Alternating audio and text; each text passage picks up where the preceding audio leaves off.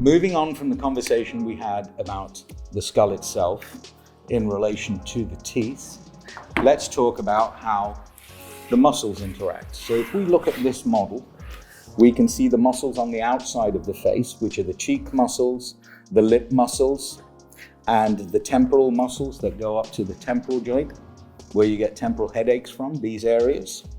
And then on the inside, we can clearly see we have this thing, which is the tongue.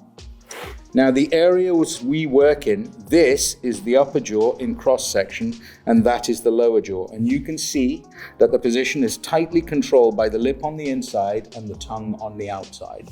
So when we talk about optimal balance of compromises, we are talking about balancing the position of the implant and the prosthetic with the position of the tongue and the position of the lips, which means we cannot just put them in any old position because we're limited by the muscles. We're not working with the muscles. We are working with just the jawbone itself. The muscles need to readapt around our work.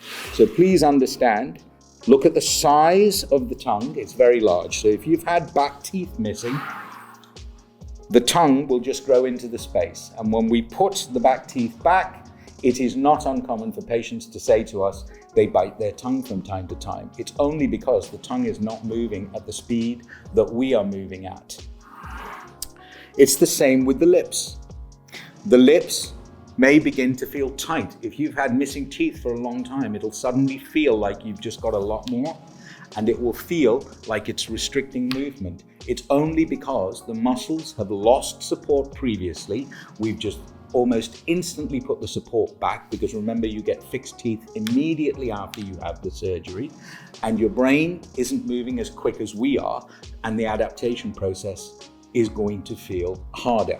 It doesn't mean there's anything wrong. It just means we need to give the muscles time to adapt to the new reality that we've provided with our prosthetics.